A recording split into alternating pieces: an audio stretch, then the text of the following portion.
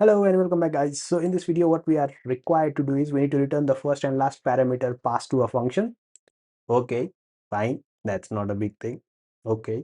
So what we can do is perhaps maybe args. We can perhaps use that.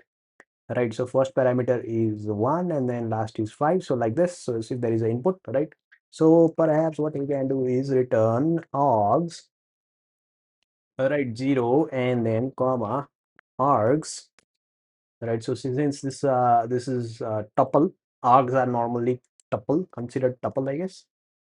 Right, so if we do that, perhaps it works. Right, yes, it does. Okay, for another test case as well, it works fine.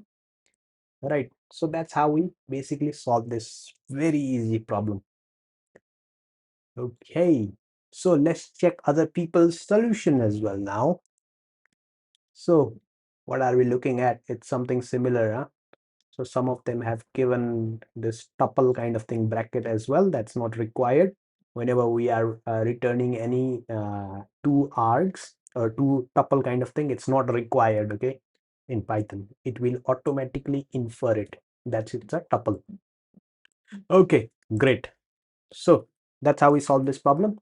If you have any doubts, queries, to comment down below. Thank you for your time. Take care.